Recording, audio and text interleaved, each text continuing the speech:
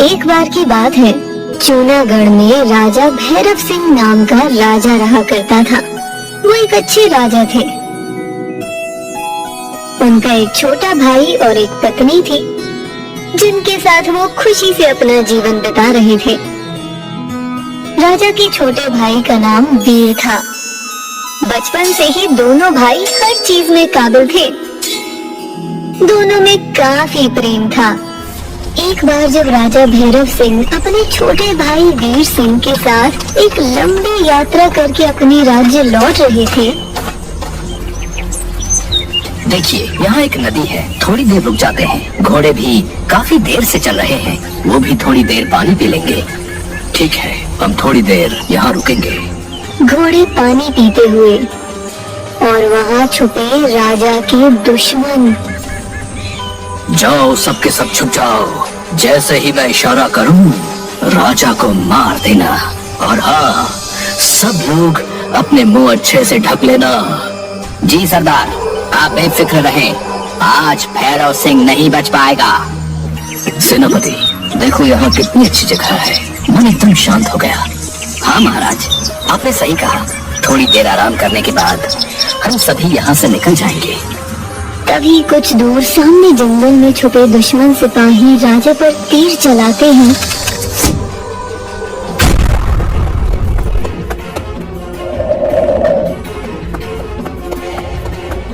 और सेनापति भीम सिंह राजा को बचा लेते हैं।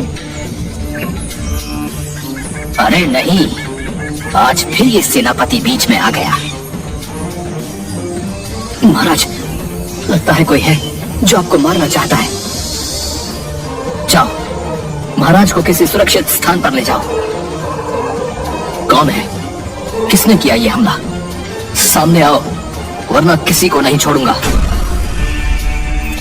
इन सबको घेर लो। आज यहाँ से कोई भी बच के न जाने पाए। सैनिकों, जाओ और इन सबको पकड़ लो। भैया को सही से किसी सुरक्षित जगह पर ले जाओ। इन्हें मैं देख लूंगा। वीर, अपना ध्यान रखना। आप जाओ भैया, इन्हें मैं देखता हूँ। सेनापति और राजकुमार वीर ने काफी देर तक उन सब का सामना किया। इसके बाद वो सब भाग गए। उन्हें हराने के बाद वो सब महल लौट आए। सेनापति, आज आपने मेरी जान बचाई। महाराज, आप कैसी बातें कर रहे हैं? आप हमारे महाराज हैं। आपके लिए हम अपनी जान तक दे सकते हैं। तुम्हारी वफादारी पे मुझे गर्व है सेनापति। और भाई वीर, तुम जैसा भाई किस्मत वालों को ही मिलता है। मैं बहुत खुश हूँ कि तुम मेरे भाई हो। कैसी बातें कर रहे हैं भैया? आप मेरे बड़े भाई हैं। आपके लिए कुछ भी कर सकता हूं मैं। वैसे भैया, मुझे कुछ कहना था आपसे। वो मैं कुछ समय के लिए तीर्थ पर जाना चाहता हूँ। भगवान की सेवा में अपना कुछ जीवन बिताना चाहता हूँ। मैं चाहता तो हूँ कि तुम्हें खुद से दूर न जाने दूं, पर जब तुमने मन बना लिया है तो मैं तुम्हें नहीं रोकूंगा। दोनों भाई गले मिलते हुए। इसके बाद वीर चला गया। कुछ दिनों बाद जब देश में बसंत आने की खुशी में उत्सव की तैयारी चल रही थी, तभी राजा के पास दौड़ते हुए उनके सेनापति भीम पहुंचे। क्या हुआ सेनापति भीम सिंह? महाराज, आपके लिए पत्र आया है। पत्र? किसका पत्र? महाराज, हमारे पड़ोसी देश के राजा रवि सार जी का। ठीक है, इधर दो। हे राजा, मैं राजा रवि सार। हमारे पिता राजा वीरेंद्र सिंह अब नहीं रहे और इसी का फायदा उठाते हुए हमारे दुश्मन राज ने हम पर हमला कर दिया है। हमें पिताजी द्वारा हमेशा से उनके और आपके पिताजी के बीच के अच्छे संबंधों के बारे में बताया गया था। आज इस कठिन समय में उनके अच्छे संबंधों को बनाए रखने का समय है। मैं आशा करता हूँ कि आप हमारी मदद करेंगे और दोनों देशों के बीच चली आ रही दोस्ती को बनाए रखेंगे। राजा रवि सार। ये पत्र पढ़ते ही राजा को अत्यंत बुरा लगा। सेनापति भीम सिंह, आज ही सेना को बता दीजिए कि वो युद्ध के लिए तैयार हो जाए और हम कल ही राजा रविसार की मदद के लिए उनके देश जाएंगे। महाराज, आपको तुरंत निकलना चाहिए। मंत्री भानु, आप भी चलिए युद्ध में, हमें आपकी भी जरूरत पड़ेगी। महाराज, क्या बात है? वो मैं कह रहा था कि महाराज, अगर हम सब चले जाएंगे तो राज्य की रक्षा कौन करेगा? और महारानी भी अकेली है, उनको अकेला रखना ठीक नहीं रहेगा। मैं ऐसा करता हूँ कि कुछ सैनिकों को महारानी और राज्य की देखभाल के लिए बोल देता हूँ। मगर महाराज, सैनिकों के भरोसे तो नहीं छोड़ सकते ना। आप अपने किसी भरोसेमंद आदमी को छोड़ दीजिए। समझ नहीं आ रहा किसे रुकने को कहूँ। महाराज, इसमें सोचने का क्या है? मैं हूं ना। जब तक मैं हूं तब तक हमारे देश का कोई बाल भी बाका नहीं कर सकता। ठीक है, तुम रुक जाओ। महाराज, मैं सैनिकों को कल के लिए तैयार करता हूँ। ठीक है। महाराज और सेनापति के जाते ही मंत्री भानु का तकिया कलाम। जाओ महाराज, जाओ।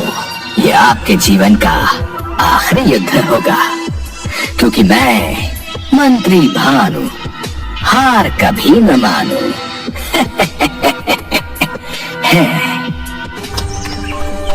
मंत्री भानु दुश्मन राजा बृजभान से मिलने के लिए जाता है और बताता है कि एक बढ़िया खबर लाया हूँ महाराज। राजा भैरव सिंह अपने पड़ोसी राज्य के राजा रविसार की मदद के लिए उनके देश जा रहे हैं।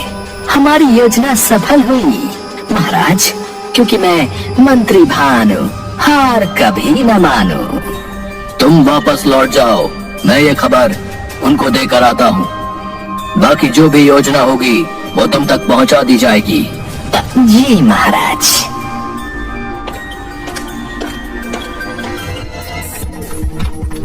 इसके बाद राजा बृजभान एक अजनबी से मिलता है। काम हो गया है, अब बस बसंत उत्सव के दिन का इंतजार है। हाँ, उस दिन जब सब अपने काम पर लगे होंगे, हम राज्य में हमला कर देंगे और फिर पूरा राज्य हमारा होगा। दूसरी तरफ सेनापति भीम ने ये संदेश अपनी सेना को दिया। हमारी सेना के महान योद्धाओं, राजा का आदेश है कि हम कल ही हमारे मित्र देश की मदद के लिए उनके देश जाएंगे। उनके देश पर हमला हुआ है, इसलिए उन्होंने हमारे राजा से मदद मांगी है। हम सभी का ये कर्तव्य बनता है कि हम अपने राजा की आज्ञा का पालन करें। क्या आप सब तैयार हैं?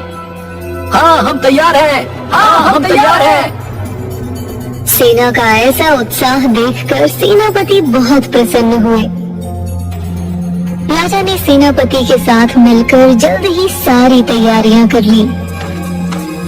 महाराज, आप विश्राम कीजिए, मैं कल के युद्ध की तैयारी करवाता हूँ। ठीक है भीम सिंह, मुझे तुम पर पूर्ण विश्वास है। राजा कमरे में जाता है। उसके बाद राजा रानी से बात करता है। महारानी, आज हमें हमारे पड़ोसी राज्य के राजा रविसार का पत्र मिला। उनके देश में युद्ध का माहौल बना हुआ है। हमारे पिताजी के अच्छे संबंध होने की वजह से उन्होंने हमसे मदद मांगी है, और एक पुत्र होने के कारण अपने पिता के हर संबंधों का सम्मान करना मेरा दायित्व है। आज बहुत सारी तैयारी करनी थी, जिसकी वजह से आपको ये सब बताने का वक्त ही न मिल सका। कोई बात नहीं महाराज, आप अपने कर्तव्य का पालन करें। आप इस राज्य का ध्यान रखना। महाराज, आप चिंता ना करें, मैं आपकी गैर मौजूदगी में इस राज्य का ध्यान रखूंगी। आप पूरी लगन के साथ अपने कर्तव्यों का पालन करें। मैं हर तरह से आपके साथ हूँ। और हाँ, इस बार का बसंत उत्सव हमारे लौट कर आने के बाद मनाया जाएगा, ताकि बसंत उत्सव की खुशी दुगनी हो जाए। जैसी आपकी इच्छा महाराज। युद्ध की जीत की खुशी उत्सव की खुशी को दोगुनी कर देगी।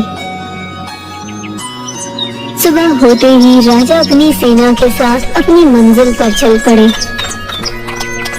बसंत के आने में करीब 1 माह का समय था। रानी को अपनी कुलदेवी की पूजा में उन्हें एक साड़ी अर्पित करनी थी, जो कि रानी हर बार अपने हाथों से ही बनाती थी। इस बार साड़ी बनाते हुए रानी प्रजा को बताना भूल गई कि बसंत का उत्सव राजा के आने के बाद मनाना है। रानी को जैसे ही स्मरण हुआ, उन्होंने तुरंत संदेशवाहकों से बुलावा दे भेजा। राज्य में सबको बता दो कि इस बार बसंत उत्सव महाराज के आने के बाद मनाया जाएगा। कुछ दिनों बाद जब महारानी अकेली बैठी थी, तभी उनसे उनका गुप्तचर मिलने आया। महारानी, हमें ये संदेश मिला है कि आज से ठीक बसंत उत्सव के दिन हमारे देश में दुश्मनों का हमला होने वाला है। क्या हमला इस समय? अभी तो महाराज भी यहाँ नहीं है। मैं उन्हें कैसे सूचित करूं कि हमारा देश खतरे में है? जाइए और महाराज को ये सूचित करिए कि देश को उनकी आवश्यकता है। जी महारानी, हमें ये भी पता चला है कि महल में कोई है जो दुश्मन की मदद कर रहा है। क्या हमारे महल में जासूस? कौन है वो गुप्तचर? महारानी, ये तो मुझे नहीं पता, पर मैं कोशिश करूंगा कि मुझे जल्द ही उस जासूस के बारे में पता चल जाए। अच्छा ठीक है, तुम जाओ।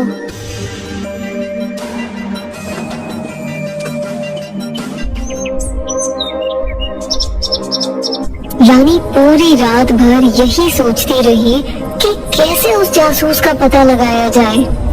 तभी रानी को एक युक्ति सूझी। उन्होंने अपने भाई को एक पत्र लिखा।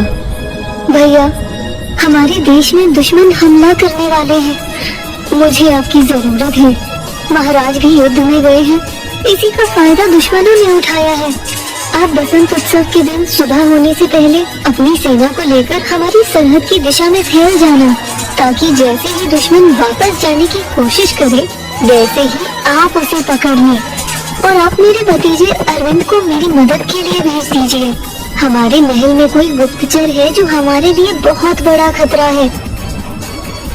मुझे उसकी मदद की जरूरत पड़ेगी, लेकिन अरविंद से कहना कि वो महात्मा की तरह बन के आए और अपने साथ कुछ लोगों को उसकी तरह पंडितों के कपड़े पहना के लाए। मैं सबको कह दूंगी कि आप मेरे मायके के सिद्ध पंडित हैं। इस बार देवी की पूजा के लिए मैंने आपको बुलाया है। बस उसे कहना कि वो जल्दी पहुंच जाए। रानी के बोलने पे अरविंद महापंडित बन के बहुत जल्द वहां पहुंच गए।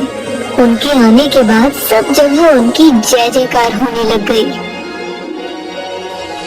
ये बात जब भानु को पता चली तो उनसे रहा नहीं गया। उन्होंने महारानी से पूछा, अब ये महात्मा लोग महल में क्या करने आए हैं महारानी? आपने इन्हें क्यों बुलाया है? आप तो जानते हैं महाराज युद्ध में गए हैं और मुझे उनकी चिंता है। उनकी सलामती के लिए मैंने इनको बुलाया है।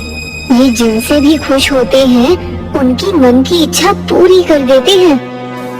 क्या महारानी सच में ये इच्छा पूर्ण कर देते हैं? इसलिए मेरा नाम है भानु, हार कभी न मानू। हाँ, तुम्हें क्या लगता है वरना मैं ऐसे किसी से अपनी कुलदेवी की पूजा करवा दूंगी? क्यों ना महापंडित को खुश कर दूं? क्या पता वो मेरी इच्छा पूरी कर दे। सबके जाने के बाद मंत्री महापंडित के पास पहुंचता है।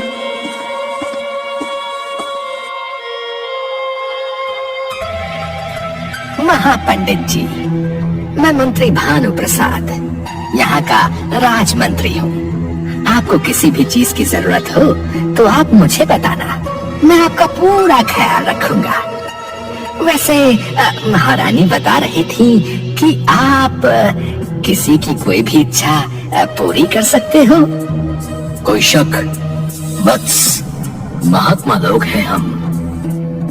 नहीं नहीं महापंडित जी, मैं तो बस पूछ रहा था आपसे। महापंडित जी, मेरी भी एक इच्छा है, वो काफी समय से पूरी नहीं हो रही है। इस बार वो बस पूरी ही होने वाली है। बस आप आशीर्वाद दे दीजिए कि वो बिना किसी परेशानी के पूरी हो जाए। अगर तुम चाहते हो कि तुम्हारी इच्छा पूरी हो जाए तो तुम्हें आज रात से लेकर तब तक तालाब में एक एक करके पत्थर डालने होंगे जब तक कि तुम्हारे पास कोई सुंदर उड़ता हुआ घोड़ा ना आ जाए।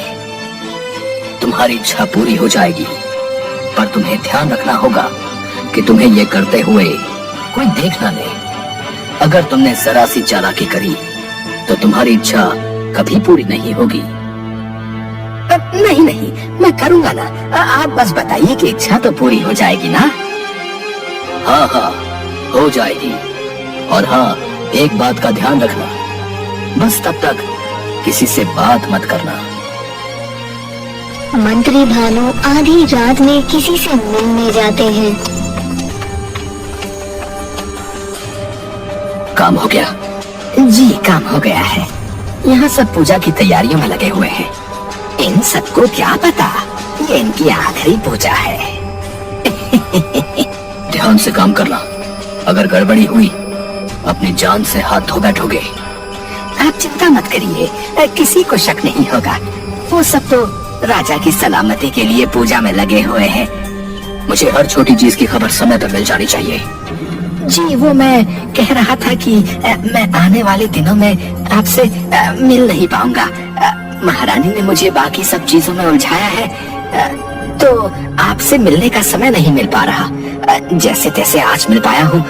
अगर आज के बाद ऐसे निकला तो किसी को शक न हो जाए। हाँ, तुम सही कह रहे हो। ठीक है, तुम नजर रखना बस। जी। अब मैं महापंडित जी के बताए नुस्खे को आराम से कर पाऊंगा। इसलिए मेरा नाम है भानु, हार कभी न मानू। उसके बाद अजनबी दुश्मन राजा से मिलने घोड़े पे बैठ के निकलता है। ब्रजपाल, सब कुछ योजना के मुताबिक ही होना चाहिए। छोटी सी भूल हम सबको मरवा सकती है, इसलिए ध्यान रखना इस बात का। आप बेफिक्र हो जाइए, सब कहे अनुसार ही होगा। हमें सुबह होते ही राज्य में हमला करना होगा, क्योंकि मुझे पता है कि राजा कभी भी वापस आ सकता है। इसलिए सभी जगह अपने सैनिक तैनात कर दो, और याद रहे छोटी सी गलती भी ना हो पाए। उसके जाने के बाद महापंडित ने अपने सैनिकों को आधी रात में महारानी को उनसे मिलने को कहा। आधी रात को रानी अरविंद से मिलने आई। सुनो अरविंद, तुम पूजा में पंडित की जगह बैठोगे और सारी प्रजा को बसंत उत्सव की सुबह होने से पहले आधी रात के समय हाथ में मशाल लेकर तुम्हारे पीछे पीछे आने को कहना, और तुम मौका पाते ही सरहद की दिशा में माता रानी की जय, माता रानी की जय का नारा लगाते हुए जाना शुरू कर देना। जी बुआ, आप परेशान ना हो, सब योजना के मुताबिक होगा। दोनों अपने अपने कमरे में लौट गए। सुबह बसंत उत्सव से पहले पूजा हुई। सुनिए आप सब, बसंत उत्सव की सुबह होने से पहले आधी रात के समय हाथ में मशाल लेके जहाँ जहाँ मैं जाऊँ वहाँ वहाँ चलते रहना और माता रानी की जय का नारा लगाते रहना। माता हम सब पे कृपा बनाए रखेंगी। बसंत उत्सव के दिन सुबह होने से पहले सभी लोगों को लेकर महापंडित सरहद की दिशा में जाने लगे। वहाँ जैसे ही दुश्मनों ने रोशनी को अपनी ओर आते हुए देखा, वो सब डर गए। लगता है राजा को हमारी साजिश के बारे में पता चल गया है, हमें तुरंत वापस जाना होगा। वो जैसे ही कुछ दूरी तक पहुंच पाए, वैसे ही उन्हें राजा मालसार और राजा भैरव सिंह दोनों की सेनाओं ने दुश्मनों को घेर लिया। बताओ, तुमने ये सब क्यों किया? मेरी गैर हाजिरी में ये बज़दिलों वाला कृत्य तुम्हें शोभा देता है? तुम्हारे पिता ने हमारे पिता को हमेशा युद्ध में पराजित किया और उन्हें उन्हीं के देश में अपमानित कर दिया। इसी का बदला लेने के लिए मैंने तुम्हारे मित्र देश पर पहले हमला किया और वहां तुम्हें भिजवाकर तुम्हारे देश पर हमला करने के लिए चला आया, लेकिन मेरी चाल उल्टी पड़ गई। मुझे बताओ, इस समय तुम्हारा साथ किसने दिया? बिना किसी गद्दार के यह संभव नहीं। तुम्हारे भाई और मंत्री भानु ने। क्या वीर ने तुम्हारी मदद की? वो ऐसा नहीं कर सकता। ये सच है। कुछ महीनों पहले जब तुम्हारे ऊपर हमला हुआ, उसके बाद जब वीर तीर्थ पर निकल गए थे, असल में वो पता करने निकले कि वो हमला किसने किया है। जब उन्हें पता चला कि इन सब के पीछे मेरा हाथ है, तो वो मेरे पास आए। मैं डर गया था, मुझे लगा मैं मारा जाऊंगा, पर राजकुमार वीर ने मुझको आपको मारने का आदेश दिया, और उनकी बात न मानता तो वो मुझे मरवा देते। इसलिए मैं मान गया। वीर और भानु जहां भी हैं, उन्हें तुरंत पकड़ लो। उनका फैसला हम राज दरबार में करेंगे। और तुम ऋषभानु, अगर तुमने आज के बाद हमारे देश पर आंख उठा के भी देखा, तो तुम्हारे लिए अच्छा नहीं होगा। सोचो कैसा लगेगा अगर मैं तुम्हें कारागार में कैद कर दूं। मुझे क्षमा कर दे महाराज, मैं आपका अपराधी हूँ। मैं जानता हूँ कि कैसा लगता है जब एक देश अपने राजा के बिना मुश्किलों का सामना करता है। इसलिए जाओ, अपने देश वापस लौट जाओ, और आगे से कभी भी इस तरह के ख्याल अपने दिमाग में मत लाना, क्योंकि अगली बार मैं दया नहीं दिखाऊंगा। जाओ, अपने देश की रक्षा करो और एक अच्छे राजा बनो। धन्यवाद महाराज, आप सच में दयालु और महान हैं। आपका यह एहसान मैं कभी नहीं भूलूंगा। उसके पश्चात राजा महल में लौटे।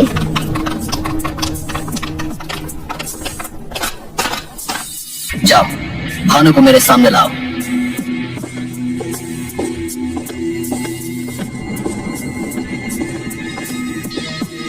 पकड़ लो इस भानु को।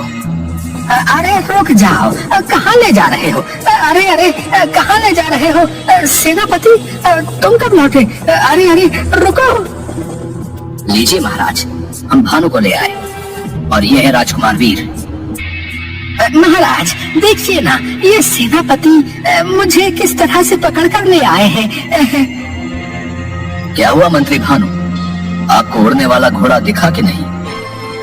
अब आपको कैसे पता इस बारे में? भला मुझे कैसे पता नहीं चलेगा, आखिर महापंडित हैं हम। क्या? इस भानु को ले जाओ और इसे बंद कर दो कारागार में। और वीर, तुम्हें तो मैंने अपना सब कुछ माना था। तुमने जब जाने की बात की तो मैं कई दिनों तक दुखी था, क्योंकि बचपन से ही तुमसे ज्यादा अपना मेरा कोई नहीं था। तुम ये सब कैसे कर सकते हो?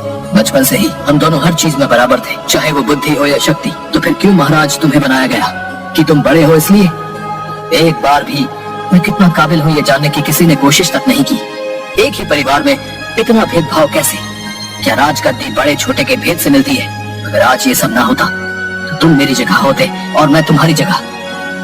वीर, मेरे भाई, एक बार प्यार से कहा होता, मैं सारा राजपाट त्याग संन्यास ले लेता, लेकिन राजद्रोह कदापि मंजूर नहीं। जाओ, इसे कारागार में डाल दो। मैं इसका चेहरा तक नहीं देखना चाहता। आज इस धोखे ने मेरा बहुत दिल दुखाया है।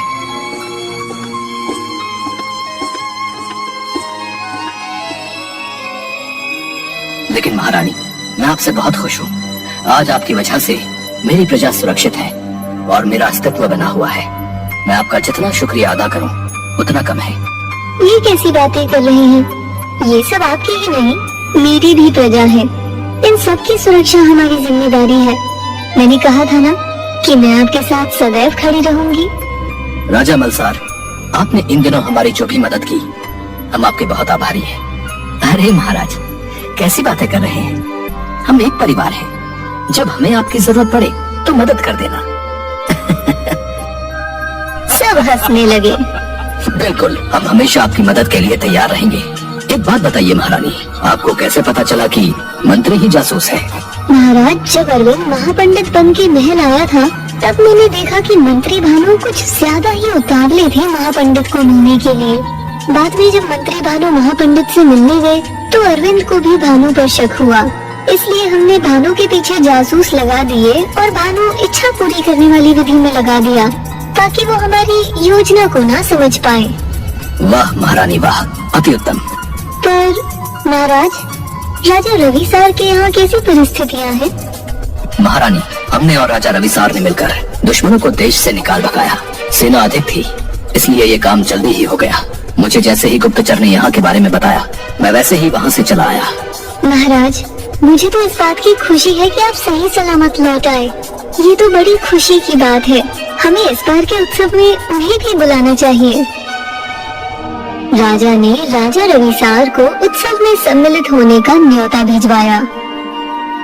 सभी के आने के बाद बसंत उत्सव देश में बड़ी ही धूमधाम से मनाया गया। हमें ये सीख मिलती है कि विपरीत परिस्थितियों में यदि व्यक्ति अपनी बुद्धिमत्ता का प्रयोग करे और संयम के साथ कार्य करे तो वो हर बड़ी से बड़ी चुनौती का सामना कर सकता है।